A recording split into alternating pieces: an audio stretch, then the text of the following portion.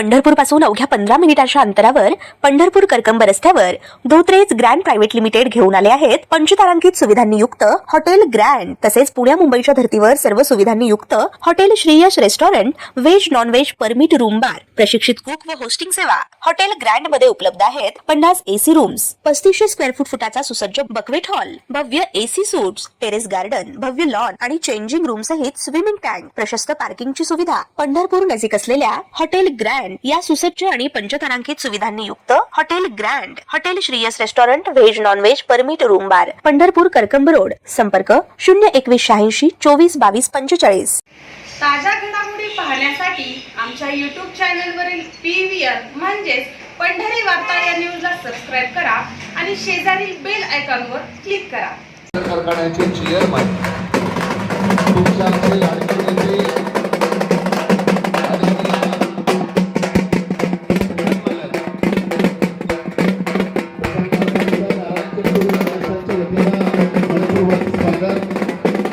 त्यांच्या समावेश पांडुरंग सहकारी साखर कारखान्याचे संचालक आणि कृषी उत्पन्न बाजार समितीचे उपसभापती सन्माननीय धनवडे तात्या, धर्मराज नलवडे, सोसायटीचे चेअरमन सन्माननीय विष्णू माने, आमचे मेजर हनुमंतराव देशमुख साहेब, सूर्यनारायण मंत्री साहेब। पंढरपूर तालुक्यातील नारायण चिंचोली येथे पांडुरंग परिवार, राजे ग्रुप, एलडी ग्रुप यांच्या वतीने जिल्हा परिषदेचे नूतन समिती सभापती, पंढरपूर पंचायत समितीचे नूतन सभापती, उपसभापती तसेच भाजप आघाडीचे सर्व विजयी जिल्हा परिषद सदस्य, पंचायत समिती सदस्य यांचा भव्य सत्कार सोहळ्याचे आयोजन शनिवार दिनांक 11 एप्रिल रोजी करण्यात आले होते। या कार्यक्रमाचे प्रमुख अतिथी म्हणून माजी आमदार व कर्मयोगी सुधाकरपंत परिचारक, पांडुरंग सहकारी साखर कारखान्याचे चेअरमन प्रशांतराव परिचारक हे उपस्थित होते।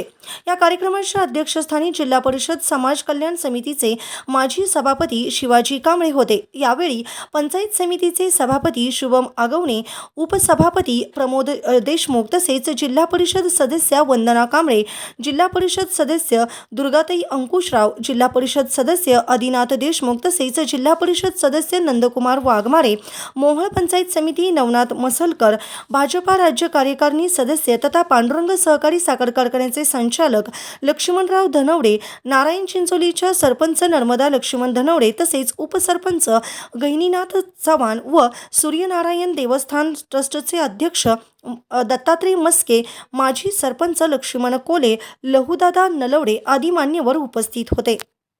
नूतन पंचायत समिती सभापती, उपसभापती, जिल्हा परिषद सदस्य या पदाधिकाऱ्यांचा सत्कार ग्रामस्थांच्या हस्ते करण्यात आला।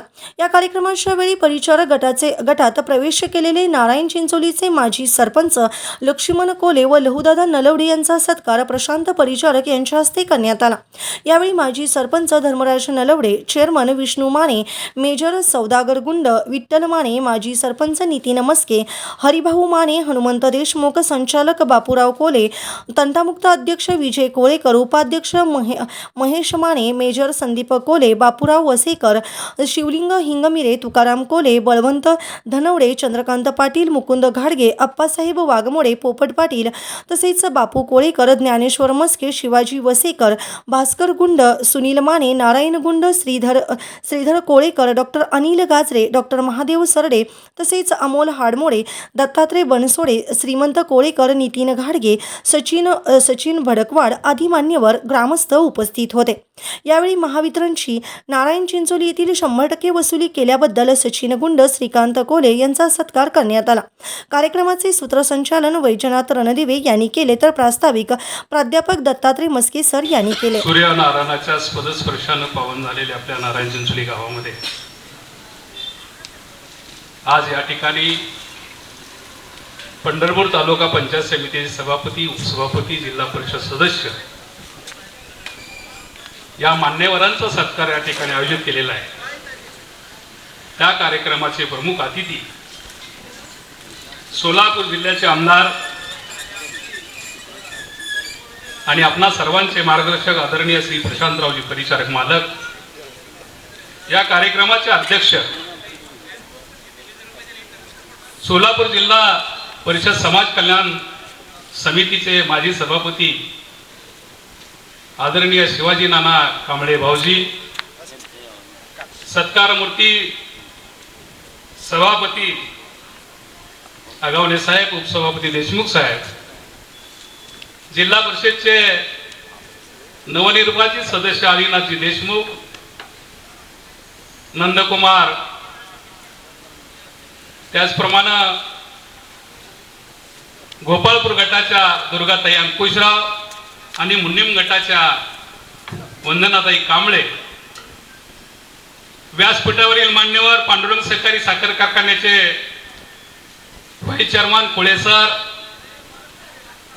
पांडुरंग परिवाराचे ज्येष्ठ मार्गदर्शक तानाजीराव वाघमोडे यांना, मोहोळ पंचायत समितीचे पंचायत समिती सदस्य मसलकर साहेब, त्याचप्रमाणे प्रसादजी अंकुशराव, मंचावरील सर्व मान्यवर उपस्थित, नारायण चिंचोलीचे उपसरपंच गैनाथ चव्हाण, सरपंच नर्मदाताई धनवडे, ग्रामपंचायतच्या सदस्य अलकाताई माने, त्याचप्रमाणे माजी सरपंच धर्मराज नलवडे, आता ज्यांनी मार्गदर्शन केलं ते पांडुरंग परिवाराचे मी अजूनही ज्येष्ठ मार्गदर्शक तात्या लहूदादा नलवडे, मेजर कोले, या सर्वांचं नारायण चिंचोली ग्रामस्थांच्या वतीनं प्रथमतः आलेल्या मान्यवरांचं आणि प्रवेश केलेल्या सर्व मान्यवरांचं सहर्ष असं स्वागत करतो. सोसायटीचे चेअरमन विष्णुपंत माने, विठ्ठलजी माजी सरपंच विठ्ठलजी माने, माजी सरपंच नितीन मस्के, माजी सरपंच पोपट पाटील, सर्वच मान्यवर समोर बसलेले, सर्वांची नावं घेतनं दिलगिरी व्यक्त करतो. आज या ठिकाणी मालक सत्कार करण्यामागचा उद्देश या गावावरती पंढरपूर तालुक्याचे भाग्यविधाते कैलासवासी सुधाकरपंत परिचारक मालकांनी आता तात्या बोलत असताना त्यांच्या डोळ्यात पाणी आलं. डोळ्यात अश्रू येणं म्हणजे तेवढं प्रेम केलेलं या कार्यकर्त्यावर मालकांचं आणि परिचारक कुटुंबाचं हे गाव आहे. आणि जिल्हा परिषद पंचायत समिती लागल्यानंतर या गावातील कार्यकर्ता, आमची माझी वैयक्तिक भावना की पांडुरंग परिवाराची सत्ता तालुक्यामध्ये यावी, जिल्ह्यामध्ये जिल्हा परिषदेचे सदस्य आपले जास्त यावे, या भावनेनं, या तडफडतेनं आम्ही पळणारी माणसं. आणि तरी सुद्धा मालकाच्या ह्याच्यावर विश्वास ठेवून आज पंढरपूर तालुक्याचा सभापती आणि उपसभापती आपला झाला, त्याचा अभिमान या पांडुरंग परिवाराच्या कार्यकर्त्यांनी आम्हाला होता. जिल्हा परिषद सदस्य आणि सभापतीचा सत्कार करणं हे नारायण चिंचोली आणि पांडुरंग परिवाराचं कर्तव्य ठरतं. त्याचप्रमाणे मुंडलिम गटामधून अतिशय अशा सुंदर मताधिक्यानं माझ्या भगिनी वंदनाताई निवडून आल्या आणि त्यांचा या ठिकाणी सत्कार या माहेरच्या मंडळीकडून करण्याचं ठरलं. आणि त्यासाठी मालकांना बोललो. मालक म्हणले विचारता काय, कधीची तारीख आहे? कारण का तर नारायण चिंचोली कधी विचारलंय आणि नाही असं झालं नाही. आता तात्याने सांगितलं. मोठ्या मालकांच्या काळामध्ये ज्या सांगितलेल्या गोष्टी आहेत, गेली 25 वर्ष तुम्ही गावकऱ्यांनी सहकार्य केलं, मालकांचा आशीर्वाद लावला. आज तालुक्यामध्ये आपलं गाव जर पाहिलं तर विकासाच्या दृष्टिकोनातून हे सर्व घडत असताना त्यांचा आशीर्वाद आहे म्हणून आपण या सगळ्या गोष्टी करू शकलो. भविष्य काळात सुद्धा आज तात्या असतील, लवादादा असतील, गैनाथ असतील, मेजर बापू असतील, कारण का तर सुरुवात मेजर गुंड बापू आणि कोले तात्यांनी 1995 साली पहिल्यांदा ग्रामपंचायत सदस्य करत असताना केलेली आहे.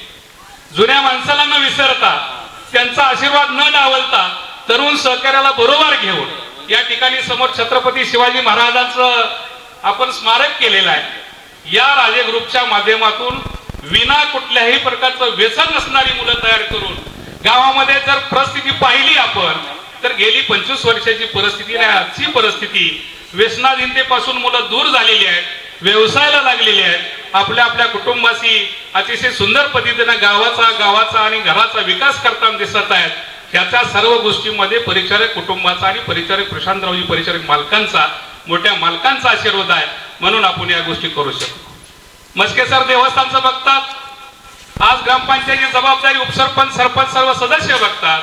सोसायट्या 2 आहेत, त्याचं सर्व तरुण मंडळी, संचालक मंडळ, चेअरमन सगळं काम पाहत असताना मालकाचा आशीर्वाद या 4ही संस्थेमध्ये असून आपण एक या ठिकाणी तुमच्या सर्व बरोबर असल्यामुळं आज ही जी समोरची गरज आहे त्या तुमच्या आशीर्वादरूपी प्रत्येक गोष्टीमध्ये तुम्ही केलेला आहे, म्हणून 25 वर्षाचा हे आलेख चालता झालेला आहे आणि प्रशांत मालकाचंही प्रत्येक बारीक सारीक गोष्टीवर लक्ष आहे.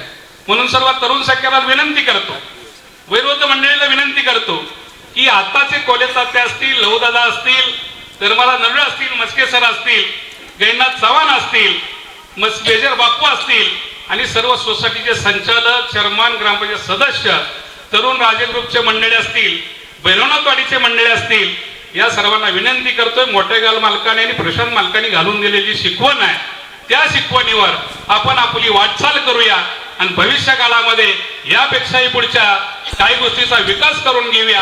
मला जाता जाता मस्के सरांनी सांगितलं की नारायण चिंचोली रोपळे हा आमचा 70% भाग त्या तिकडे भागामध्ये आहे. अतिशय ती एक रस्त्याची गरज आहे, दुसरी पाटील वस्ती रस्त्याची गरज आहे आणि नारायण चिंचोली सूर्यनारायण मंदिराचा पर्यटन सूचीमध्ये निवड होऊन आज या ठिकाणी 5 कोटीचा निधी मंजूर झालेला आहे. डिप्युटेशन आपण जर प्रयत्न केले, पालकमंत्र्यांना बोललात तर ते सुद्धा आमचं काम मार्गी लागू शकतं. सर्व ग्रामस्थांच्या वतीनं आपणास तीही विनंती करतो आणि मागणी पूर्ण करण्यासाठी विनंती करतो. आलेल्या सर्व मान्यवरांचं पुनश्च एकदा जाहीर असं स्वागत करतो आणि थांबतो. जय हिंद, जय महाराष्ट्र. धन्यवाद तात्या. यानंतर पंढरपूर तालुक्याचे नवनिर्वाचित सभापती, सोलापूर जिल्ह्यातील एक युवा सभापती डॉक्टर शुभम आगावणे. प्रमुख आदरणीय प्रशांतजी मालक परिचारक, ज्यांचा या ठिकाणी आपण सत्कार सोहळा आयोजित केला ते या तालुक्याचे नूतन सभापती शुभमजी आगवणे, उपसभापती प्रशांतजी देशमुख, या निमित्तानं उपस्थित असलेल्या नूतन जिल्हा परिषद सदस्या दुर्गाताई अंकुशराव, या गावची कन्या व माझी पत्नी वंदना शिवाजी कांबळे, नूतन जिल्हा परिषद सदस्या नंदकुमार वाघमारे यांनी पण या तालुक्यात नव्यानं जिल्हा परिषद सदस्य म्हणून या ठिकाणी त्यांची निवड झाली. करकम गटाचे नूतन जिल्हा परिषद सदस्य आमचे मित्र अजिनाथजी देशमुख, मोहोळ पंचायत समिती गणाचे पंचायत समिती सदस्य नवदासजी मसलकर, कारखान्याचे व्हाईस चेअरमन कैलासजी खुळे, माजी जिल्हा परिषद सदस्य तानाजीराव वाघमोडे, या गावचे नेते लक्ष्मणदादा धनवडे, या गावचे सरपंच नर्मदाताई नलवडे, धर्मराजजी नलवडे, मेजर कोल्हे तात्या, उपस्थित सर्व स्टेजवरचे मान्यवर, या सत्कार सोहळ्यासाठी उपस्थित असलेले या गावचे सर्व आदरणीय ज्येष्ठ मंडळी, सर्व माझे तरुण सहकारी मित्र, उपस्थित ग्रामस्थ बंधू भगिनी, तरुण मित्रांनो, खरं तर आज या ठिकाणी नवीन जिल्हा परिषद सदस्य, पंचायत समिती सदस्य यांचा सन्मान करण्याचं या गावच्या सर्वच नागरिकांनी ठरवलं आणि आपल्या लेखीचा, आपल्या तालुक्याच्या नवीन सभापतीचा या ठिकाणी सन्मान करत असताना खरं तर गेले 30 वर्ष जिल्हा परिषदच्या माझ्या जवळजवळ मला 6वी निवडणूक ही यावेळेला होती. एक निवडणूक वगळता 5 निवडणूक आम्ही सगळे आपल्या सहकार्याने, आपल्या आशीर्वादाने आम्ही जिंकलो. आणि मग जिल्हा परिषदचा कारभार करत असताना ज्या काही जिल्हा परिषदच्या योजना आहेत, राज्याच्या योजना आहेत, केंद्र सरकारच्या योजना आहेत, त्या सगळ्या योजना आपापल्या भागामध्ये कशा पद्धतीने राबवता येईल याचं नियोजन निश्चितपणे 3 टायर सिस्टीममध्ये जिल्हा परिषद, पंचायत समिती आणि ग्रामपंचायत या तिन्ही संस्था आपल्या ताब्यामध्ये आहेत. राज्याचे मुख्यमंत्री आदरणीय देवेंद्रभाई फडणवीस या राज्याचे मुख्यमंत्री म्हणून काम करतात. केंद्रामध्ये नरेंद्रभाई मोदी म्हणून पंतप्रधान त्या ठिकाणी काम करतात. आणि गावापासून ते दिल्लीपर्यंत ही सगळी सत्ता असताना निश्चितपणे भारतीय जनता पार्टीच्या हातामध्ये आहेत आणि या सत्तेच्या माध्यमातून ग्रामीण भागाचा चेहरा मोहरा बदलण्याचं काम निश्चितपणे आपल्याला या ठिकाणी करता येतं. खरं तर हे गाव पंढरपूर तालुक्यातील एक नावाजलेलं गाव. सूर्यनारायणच्या साक्षीनं आपले मोठे मालक आदरणीय त्यांच्या पावलावर पाऊल ठेवून जे प्रशांत मालक या ठिकाणी काम करतायत, परिचारक कुटुंबाचा आणि नारायण चिंचूचा गेल्या 50 वर्षाचा अत्यंत जिव्हाळ्याचे संबंध आहेत. आणि ज्या ज्या वेळेला या गावाच्या विकास कामाच्या संदर्भात काही मागण्या केल्या, त्या सगळ्या मागण्या मान्य करण्याचं काम आतापर्यंत आदरणीय मालकांनी या ठिकाणी केलं. आणि मग गावाचा चेहरा मोहरा बदलत असताना आताही जवळजवळ अनेक प्रकारच्या मागण्या या ठिकाणी केल्या. जिल्हा परिषदेमध्ये काम करताना महिला बाल कल्याणच्या खात्याच्या काही योजना असतील, समाज कल्याण विभागाचा निधी आपल्याला कसा देता येईल, बांधकाम खात्याचा कारभार या ठिकाणी कशा पद्धतीने रस्त्याची कामं करता येतील, शिक्षण असेल, आरोग्य असेल, पाणी पुरवठा असेल, की जिल्हा परिषदेच्या अखत्यारीत येणारी सगळी खाती, मग त्या सगळ्या खात्याचा निधी आम्ही सगळी मंडळी या ठिकाणी नवीन जरी सभापती असले, सदस्य पण निवडून नवीन काम करत असले तरी सुद्धा प्रत्येक विभागाचा निधी या गावाच्या विकास कामाच्या संदर्भात देण्याच्या संदर्भात कुठल्याही प्रकारची अडचण येणार नाही हा शब्द या सत्कार सोहळ्याच्या निमित्ताने या ठिकाणी देतो. मालक, तुम्ही आम्हाला सूचना देत चला. जिल्हा परिषदची सगळी खाती, जिल्हा परिषद आपल्या दारामध्ये निश्चित नारायण चिंचोलीच्या गावामध्ये आल्याशिवाय राहणार नाही. त्याचं कारण गेल्या अनेक वर्षापासून मालकाचे संबंध आहेत. मालकांचा राज्य सरकारच्या माध्यमातून अनेक प्रकारची मालकांनी कामं केली. म्हणून 3-4 वर्षापासून पर्यटनचा विषय मालकांच्या कानावरती घातला आणि सातत्याने पाठपुरावा करून 5 कोटीचा निधी देण्याच्या संदर्भात सरकारचं पत्र आहे आणि त्या पत्राला भविष्यामध्ये जास्तीत जास्त निधी या गावाच्या संदर्भात विकास कामाच्या संदर्भात देण्यामध्ये आदरणीय मालक असतील, आमची जिल्हा परिषदेची टीम असेल, ही सगळी मंडळी यामध्ये कुठल्याही प्रकारची अडचण येणार नाही.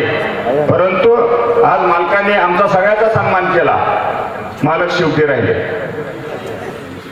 आता येणाऱ्या 1-2 महिन्यातच मी पांडुरंगाच्या चरणी आणि सूर्यनारायणच्या चरणी निश्चितपणे या ठिकाणी प्रार्थना व्यक्त करतो. ज्या पद्धतीने आमचा या ठिकाणी सन्मान केला, तसा सन्मान आपण या तालुक्याचे नूतन आमदार म्हणून ज्या वेळेला लवकरात लवकर आपला शपथ होईल त्यावेळेला पहिला सत्कार नारायण चिंचोलीमध्ये आपण द्यावा. मला खात्री आहे या राज्याचे कर्तव्यदक्ष मुख्यमंत्री, या जिल्ह्याचे पालकमंत्री जयकुमारजी गोरे साहेब असतील, त्यांचं आणि आपलं, कारण जे या भागामध्ये आपण काम करतात, जिल्ह्यातील सगळ्या नेत्याला बरोबर घेऊन जाण्याचं जे काम आपलं आहे, त्या कामावरती विश्वास ठेवून निश्चितपणे ही दोन्ही मंडळी लवकरात लवकर आपल्याला आमदारकीची शपथ दिल्याशिवाय राहणार नाहीत. या पद्धतीचं काम आपल्या केलेल्या कामावरती जे काम आपण करता ते समाज हितासाठी करता आणि म्हणून गल्लीपासून ते दिल्लीपर्यंत जी काही सत्तास्थान आहेत ती सत्तास्थान आता आपल्याला आमदारकी नाही, झेडपी आहे, झेडपीचा अध्यक्ष आपला आहे, पंचायत समितीचा अध्यक्ष आहे, जिल्हा परिषदेमध्ये भाजपची सत्ता आहे, तालुक्याला भाजपची सत्ता आहे आणि मग या सत्तेच्या माध्यमातून गावामध्ये अनेक ज्या योजना आहेत त्या निश्चितपणे आपल्याला पार करता येतील. मी अधिकच न बोलता ज्या ज्या वेळेला आपण आम्हाला आदेश देताल त्या वेळेला आम्ही सगळी मंडळी, मालक तुम्ही आपले नूतन सभापती जरी असले तरी आम्ही सोमवार एक आठवड्यातून जाऊ आणि मी सगळी मंडळी सगळ्या खात्यामध्ये तुम्ही यादी करून घेऊन यायचं. बघू आपण कुठला अधिकारी कसं काम करत नाही, सगळी कामं निश्चितपणे आपल्याला चांगल्या पद्धतीनं आपल्या वडिलांच्या पावलावरती पाऊल ठेवून काम करण्याची एक संधी तुम्हाला मालकांनी या ठिकाणी दिली, उपसभापतीला दिली. नवीन आमच्या अजिनाथ देशमुख आहेत, त्या दोन्ही आमची पत्नी आहे, आमच्या भगिनी आहेत, दुर्गाताई, ही सगळी मंडळी नवीन जरी असली तरी सुद्धा याच्या पाठीमागे आदरणीय मालक आहेत, आम्ही सगळी मंडळी आहेत आणि म्हणून भविष्यामध्ये या गावामध्ये जास्तीत जास्त निधी आणण्याच्या संदर्भात प्रयत्नाची पराकाष्ठा करू हा विश्वास या ठिकाणी देतो. घेतो आणि थांबतो. जय हिंद, जय महाराष्ट्र. धन्यवाद नाना. यानंतर एक छोटा सत्कार आमच्याकडून राहून गेला होता नजर चुकीनं, जे म्हणजे आमचे हनुमंत देशमुख मेजर सेवेत असताना काम केलं पण सेवानिवृत्त झालं, अनेक आरोपींना धरून दिलं. मग त्यांचा सत्कार बापूराव कोले यांनी करावा अशी त्यांना विनंती करतोय आणि आदरणीय मालकाने विनंती करणार आहे की मालक आम्हाला आपण मार्गदर्शन करावं. सत्कार होतोय सन्माननीय मेजर हनुमंतांना देशमुख. सेवेत असतानाही काम केलं आणि सेवानिवृत्त झाल्यावर सुद्धा आरोपीला अटक करण्याचं काम ज्याने केलं असे हनुमंतांना देशमुख मेजर यांचा सन्मान बापूराव कोले करतील आणि मी मालकाने विनंती करेन की मालक आम्हाला मार्गदर्शन करावं. सभापती, जिल्हा परिषद सदस्य यांच्या सत्कार कार्यक्रमाच्या निमित्तानं या ठिकाणी उपस्थित असलेले सन्माननीय शिवाजीरावजी कांबळे साहेब, कारखान्याचे vice chairman Khole sir, Tanajirao Deshmukh, सभापती शिवम जागवणे, उपसभापती प्रमोदजी देशमुख, जिल्हा परिषद सदस्य आदिनाथजी देशमुख, आपल्या गावच्या सरपंच नर्मदाताई धनवडे, सन्माननीय लक्ष्मण तात्या धनवडे, दत्तात्रयजी मस्के, गहिनीनाथ चव्हाण, विष्णुपन माने, विजयजी कोळेकर, पोपट पाटील, गणेश काका अवताडे, मुकुंदजी घाडगे, हरिभाऊ माने, अप्पा वाघमोडे, धर्मराजजी नलवडे, शिवलिंगजी हिंगमेरे, दीपक गुंड, सौदागर गुंड, डॉक्टर गाजरे, हनुमंतराव देशमुख, ज्यांनी आज आपल्या या परिवारामध्ये तात्या तुमच्या सगळ्याबरोबर काम करण्याचा निर्णय घेतला. सन्माननीय लक्ष्मण तात्या, लहूदादा, उपस्थित असलेले सर्वच वडीलधारी मंडळी आणि तरुण सहकारी मित्रांनो, खरं म्हणजे तात्याला आणि तुम्हा सगळ्या सहकार्यांना धन्यवाद देतो की आपला एक सहकारी आपल्या संघटनेचा सभापती उपसभापती या तालुक्यामध्ये होतोय आणि आपले सहकारी जिल्हा परिषदेवरती निवडून येत आहे. त्यांचा सत्कार करावा अशा पद्धतीची भूमिका आपण सगळ्यांनी घेतली. तर म्हणजे शिवम सभापती झाला, प्रमोद उपसभापती झाला, पण त्यांच्या गावात सुद्धा सत्कार ठेवला झाला नसेल अजून. त्याच्या अगोदर तात्यांनी जवळजवळ गेले 8-10 दिवस माझ्या पाठीमागं लागून की मला घ्या आपल्या सदस्यांना बोलवायचे आणि गावातलेच लोक बोलवायचे आणि आमच्याच शिवाजीरावांच्या मंडळी वंदनाताई गावातली लेख आहे तिचाही सत्कार आम्हाला करायचा. जो 10-12 दिवसापासून आग्रह होता, परंतु काही ना काही कारणानं मी जवळ पारगावला असल्यामुळं विलंब लागत होता. पण तरी सुद्धा मोठं मन करून की आपले सहकारी पदावरती गेले आणि त्यांना या ठिकाणी त्यांचं कौतुक झालं पाहिजे ही भूमिका आपण सगळ्यांनी मांडली. आजकाल राजकारणामध्ये ही दुर्मिळ आहे, पण आज पूर्वीचं राजकारण आणि आजचं राजकारण मी जुनंही बघितलंय. शिवाजीराव आम्ही सगळ्यांनी 30-40 वर्षापूर्वीचा आजचाही बघतोय. खूप मोठा बदल राजकारणामध्ये झाला. कुठल्याही पक्षात कुठल्याही संघटनेत काम करत असताना माझ्यासाठी काय, मला काय आहे पहिल्यांदा ह्याचा विचार आज करणारी मंडळी, आणि दुसऱ्या बाजूला मला काय मिळलं याच्यापेक्षा माझ्या संघटनेचा पदाधिकारी होतोय ह्याच्यामध्ये आनंद बांधणारी तुमच्यासारखी सगळी मित्रमंडळी आहेत. त्यामुळं तुम्हाला मनापासून धन्यवाद देतो की मनाचा मोठेपणा या ठिकाणी घेऊन आपण या ठिकाणी स्वागत सत्कार केला.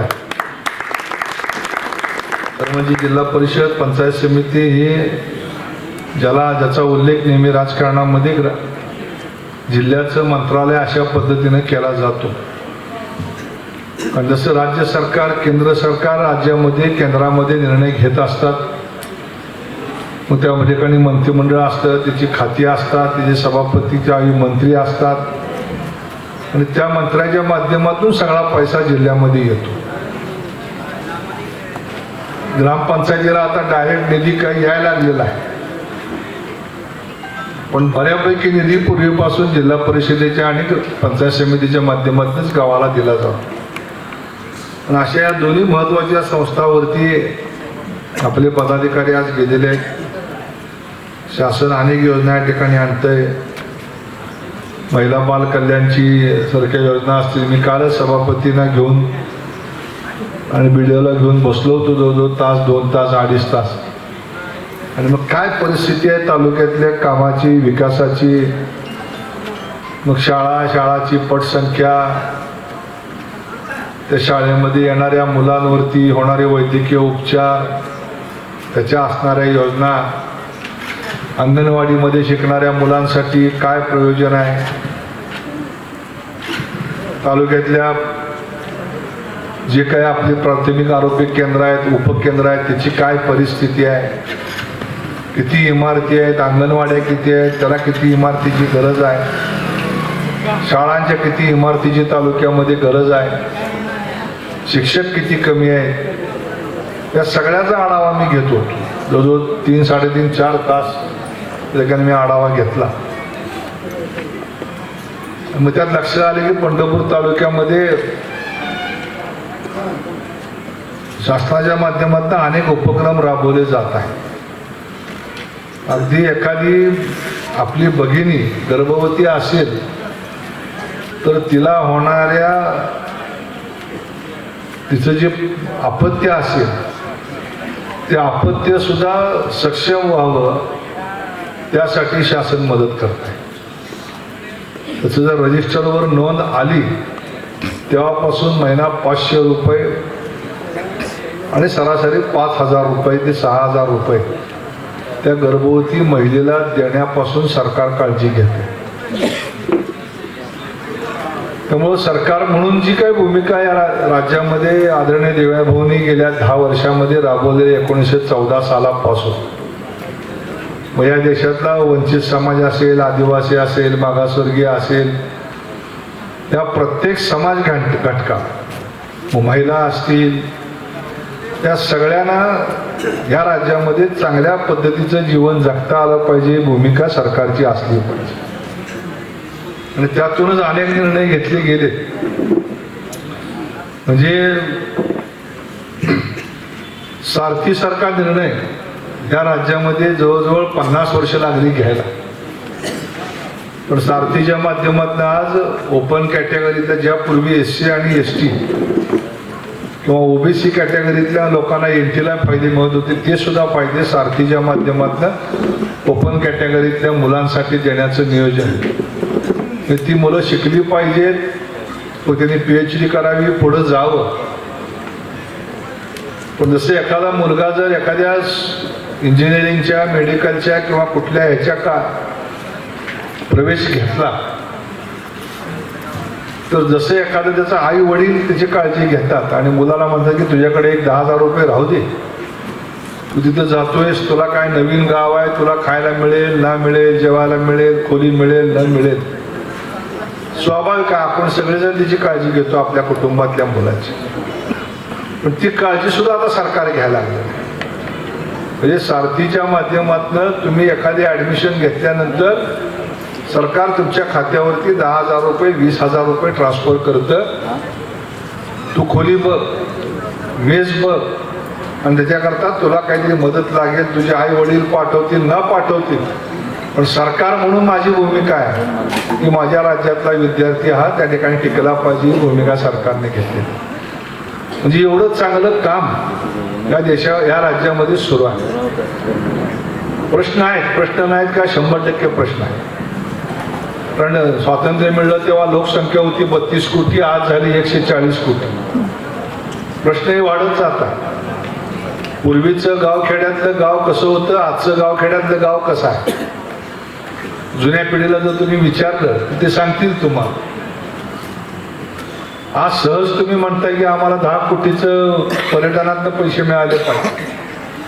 म्हणजे तुम्ही पर्यटनाच्या दृष्टीने विचार करायला. मूलभूत गरजा पूर्वी मिळत नव्हत्या. पूर्वी एक पंढरपूर सोलापूर मोहोळ रस्ता होता आणि पंडित नेहरू आले होते 1955 का 60 साली. त्यावेळेस तो रस्ता कॉन्क्रीटचा केला होता. आपण सगळ्यांनी बघितला असेल. ज्या आता 55-60 वर्षाची जी पिढी असेल त्या सगळ्यांनी तो रस्ता बघितलेला आहे. त्याला भेगा पडून त्या डांबर भरून ती रस्ता 25 वर्ष पुढे चालवला होता. आणि तेव्हा लोक म्हणायचे की आम्हाला पंढरपूर मोहोळ जाणारा रस्ता चांगला करून द्या, पंढरपूर सांगोला जाणारा रस्ता चांगला करून द्या. लोकांच्या गरजा मर्यादित होत्या. पण जसं जसं काळ बदलत गेला तसं नुसतं तालुक्याला जोडणारे रस्ते नाहीत तर मग गावाला जोडणारे रस्ते, गावातले वाड्या वस्त्याचे रस्ते, याची सुद्धा मागणी आता मोठ्या प्रमाणात यायला लागली. त्यामुळे शासन म्हणून ज्या ज्या योजना या ठिकाणी येतात त्या जिल्हा परिषदेच्या माध्यमातून येतात किंवा DPDCच्या माध्यमातून येतात किंवा शासनाच्या बजेटमधून येतात. आणि निश्चितपणे स्वर्गीय मोठ्या मालकांनी त्यानंतर बबनदादांनी जेवढं म्हणून या गावासाठी करणं शक्य आहे ते सगळं करण्याचा प्रयत्न केला. सूर्यनारायणाच्या आशीर्वादानं कृपेनं त्याला पर्यटनाचा दर्जा मिळाला. मला आता जिथं तात्याने सांगितले की मागच्या 2, 2.5, 3 वर्षापासून आपण प्रयत्न करतोय बबनदादा मी त्या माध्यमातून की हे गाव प्रादेशिक पर्यटन सूचीमध्ये यावं. त्या पद्धतीचे निर्णय 2 वर्षापूर्वी झाले. पण दुर्दैवानं त्याला निधी निवडणुका आल्या. आता पुन्हा लाडकी बहीण आहे, दुष्काळ निधी आहे, गारपीट आहे, त्याच्यामुळं सरकारची परिस्थिती थोडी अडचणीची आहे. पण तरी सुद्धा येत्या काही कालखंडामध्ये तो जो तुमचा प्रोजेक्ट आहे तो पूर्ण करण्यासंबंधीची भूमिका या ठिकाणी आपण सगळेजण घेऊया. जलजीवनच्या माध्यमातून पाण्याच्या योजना सुरू आहेत. वैयक्तिक लाभाच्या माध्यमातून घरकुल असतील, विहिरी असतील, गोट्या असतील, अशा अनेक योजना आहेत की ज्या योजना ह्या सर्वसामान्य शेवटच्या माणसापर्यंत पोहोचवण्याची जबाबदारी आपल्या सगळ्या कार्यकर्त्यांनी घेतली पाहिजे. डायरेक्ट बेनिफिटच्या माध्यमातून आज पूर्वी ज्या वस्तू घेण्याकरता तुम्हाला रांग लावावा लागायची, कोणाचा वशिला घ्यावा लागायचा, आज सरकारचा निर्णय झाला काय शिलाई मशीन पाहिजे बाजारात घेऊन या, तुमच्या खात्यावर पैसे जमा करू. काय कांडप मशीन घ्यायचे बाजारात घेऊन या, तुमच्या खात्यावर पैसे जमा करू. जेणेकरून जेवढा भ्रष्टाचार कमी होईल, लोकांचा त्रास कमी होईल, अशा पद्धतीचं नियोजन DBT direct benefit transfer direct तुमच्या खात्यावरती पैसे जमा होते जातात. तुम्हाला कोणाच्या वशिल्याची पण गरज नाही. घरकुलं, विहिरी, गोठे त्याला मंजुरी आता सगळ्या ऑनलाईन झालेल्या आहेत. 450 घरकुलं झाले. जेवढं जास्त घरकुलं विहिरी जात आहेत तात्या तेवढं इलेक्शनला अवघड होते. गमतीचा भाग सोडून देऊ, कारण आदिनाथनं किती विहिरी वाटल्या. 2,500 घरकुलं, विहिरी 500 आणि मतं. ठीक आहे, राजकारण आहे, निवडणूक आहेत, मतं येतील जातील, पण या सगळ्या योजना आहेत त्या प्रामाणिकपणे शेवटच्या माणसापर्यंत पोहोचवण्याची गरज आहे. त्याकरता कार्यकर्त्यांनी झटलं पाहिजे, अभ्यास केला पाहिजे. सुदैवानं धनवडे तात्या प्रत्येक गोष्टीमध्ये लक्ष असतंय. तुम्ही आता जो नारायण चिंचोली रोपळे या रस्त्याची आता आपण चर्चा केली, पण तुम्ही आज सांगितलं त्या अगोदर मागच्याच 8 दिवसापूर्वी मी प्रधानमंत्री ग्राम सडक योजना, मुख्यमंत्री ग्राम सडक योजना यांच्या अधिकाऱ्यांना घेऊन बसलो होतो. ते आता प्रोग्राम तयार करायचे. म्हणजे भारतीय जनता पक्षाच्या माध्यमातून पालकमंत्री ते 100% ज्या गावाने भारतीय जनता पक्षाच्या पाठीमागे ताकद उभा केली आहे त्या गावाच्या मागे उभं राहणार आहे. पण तुमच्या गावचं दुर्दैव असं आहे की रस्ता जागेवरती आहे पण नकाशावर नाही, मी नंबर नाही. रस्ता जागेवरती आहे, त्याच्यावर खडीकरण झालंय, पूर्वी डांबरीकरण झालंय, निरनाळ्या ह्याच्यातनं कामं पडलेली आहेत. पण ती कामं पडली ती आमदार निधीतनं पडली, खासदार निधीतनं पडली, पण नंबर नसल्यामुळं त्या रस्त्याला बजेटमधनं पैसे देता येत नाही. आता एक मोठा प्रोग्राम राज्य सरकारने घेतलाय पाणंद रस्त्याचा. ते सगळे सदस्य आहेत, त्यांना मी सांगितलंय परवा, अजूनही सांगतो की तुमच्या मतदारसंघामध्ये निवडणुकीच्या काळात तुम्ही फिरत असताना ज्या ज्या वस्ती वाड्या वस्त्यावरती रस्त्याची मागणी तुमच्या पुढे आली, तुम्ही शब्द दिला असेल तर त्या रस्त्याचा एक आराखडा पंचायत समितीमार्फत सभापती उपसभापती बसून तयार करा. त्याच्यामध्ये सरकारची फक्त एकच अट आहे की जो रस्ता तुम्ही मागणार आहे त्या रस्त्यावरच्या दोन्ही बाजूच्या शेतकऱ्यांनी स्टॅम्पवर लिहून द्यायचे या रस्त्याकरता लागणारी जमीन माझ्या रानातनं गटातनं गेली त्याला मी कुठेही हरकत घेणार नाही. कॉन्क्रीटचे रस्ते करायचा निर्णय झालाय वाड्या वस्त्याचे सुद्धा. कॉन्क्रीटचे 3 मीटर 3.5 मीटर 5.5 मीटर आणि त्याला 100-200 फूट नाही, 3 किलोमीटर 4 किलोमीटर 5 किलोमीटर कितीही रस्ता असो, ज्याला नंबर नाही आहे अशा रस्त्याकरता एक मोठी योजना या ठिकाणी सरकार आता घेऊन येते. त्याची कालच आमच्या आमदारांची म्हणजे भारतीय जनता पक्षाच्या तालुक्याच्या प्रमुख लोकांची बैठक झाली ऑनलाईन. आता मुख्यमंत्री बावनकुळे साहेब सगळे त्याच्यामध्ये होते. 2 निर्णय सरकारने घेतले की वाड्या वस्त्यावरचे रस्ते तयार करणे आणि ज्या गावामध्ये अतिक्रमण आहे म्हणजे घरकुल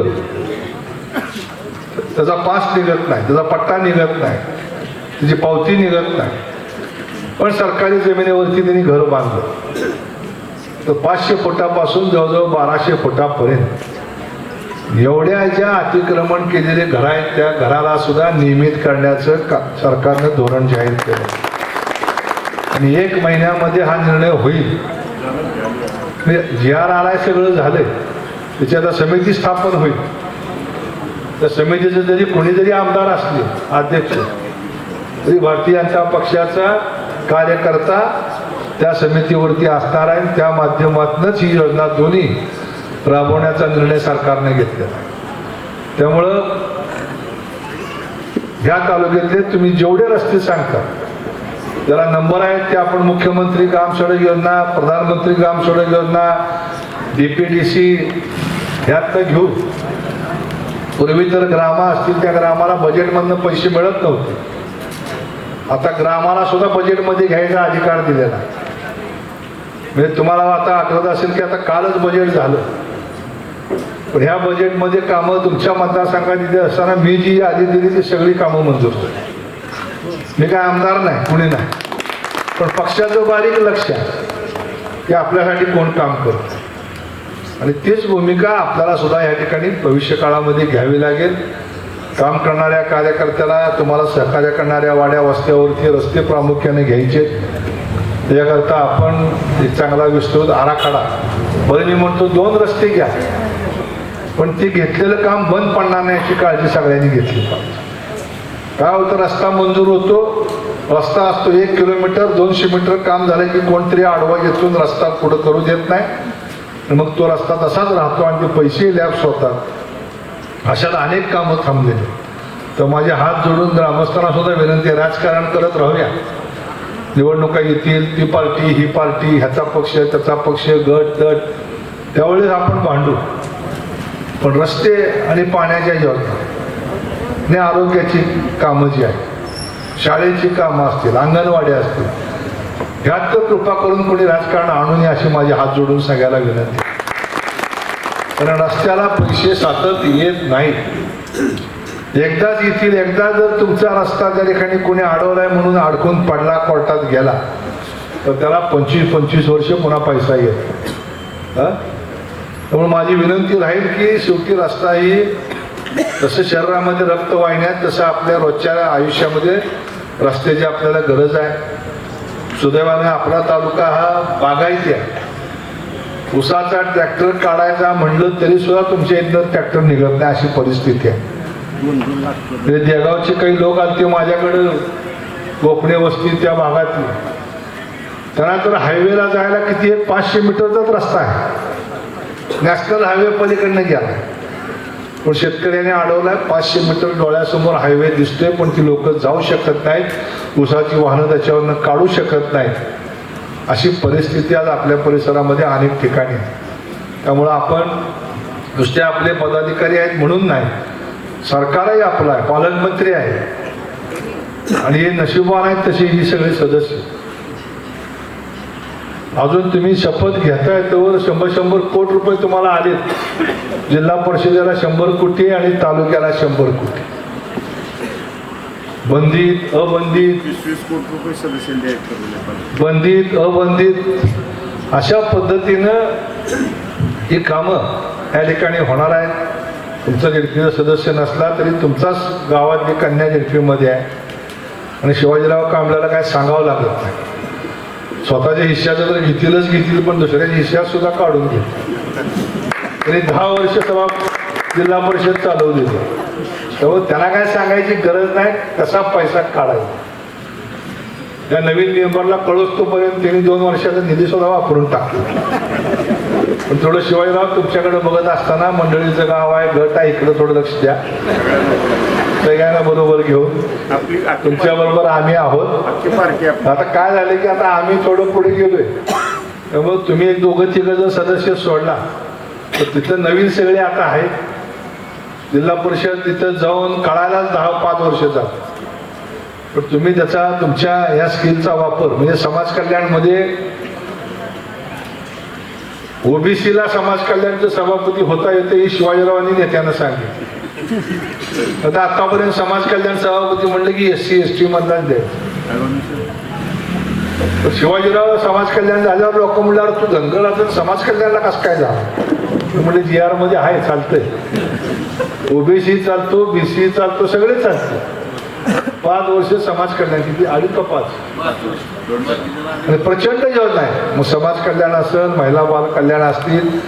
त्यामुळं शिवाजीरावला काय सांगावं लागत नाही कुठं पैसे कसे काढायचे. आणि नवीन टीमही तयार आहे, शासनही चांगलं आहे. सुदैवानं जिल्हा परिषदेला पंचायत समितीला जो पैसा येतो तो ग्रामविकास खातं आपल्या मंत्री आपले जयकुमार गोरे जे पालकमंत्री आहेत आणि त्यांनी तर जाहीर केले की भारतीय जनता पक्षाच्या सदस्याला आमदारापेक्षा 1 कोटी रुपये जास्त द्या. केले जाहीर 21 कोटी रुपये एका सदस्याला भाजपच्या बरोबर. हा ते आता सांगतो त्यामुळे भाजप नको नको नको म्हणू नका. पर्याय नाही. पंढरपूर तालुक्याने नाकारलं तरी राज्यानं स्वीकारलंय, देशानं स्वीकारलंय. 15 वर्ष मोदी साहेब सत्तेवरती आहे. जिल्ह्यानं स्वीकारलंय. आता जिल्हा परिषदेमध्ये सुद्धा तुमच्या गटानं नाही स्वीकारलं तरी तुमचं गाव झालं. एक गटाचं बोलतो मी, गट म्हणलंय, गाव नाही म्हणलं. पण ठीक आहे, राजकारणामध्ये जय पराजय होत राहतो. पण तरी सुद्धा तुमचा सदस्य असेल नसेल आपल्या भागातली जी काही गाव आहे त्या गावाला अधिकचा निधी आणण्यासंबंधीचं काम आपण सगळे करूया. त्यासाठी आपल्या सगळ्या सहकार्याची गरज आहे. पुन्हा एकदा सगळ्यांच्या वतीनं तुमच्या गावाच्या सर्व प्रमुख कार्यकर्त्याचं पदाधिकाऱ्याचं मनपूर्वक ऋण व्यक्त करतो आणि थांबतो. धन्यवाद. जय हिंद. धन्यवाद मालक. यानंतर आभारपर मनोगत व्यक्त करण्यासाठी विनोद कोळेकर सरांना विनंती करेन आणि आभारानंतर सर्वांना जागेवरती आजच्या या भव्य अशा नागरी सत्कार समारंभासाठी उपस्थित असणारे आमचे मार्गदर्शक प्रशांतरावजी परिचारक मालक, चेअरमन कर्मयोगी सुधाकर पंत परिचारक, पांडुरंग सहकारी साखर कारखाना या कार्यक्रमाला आपण उपस्थित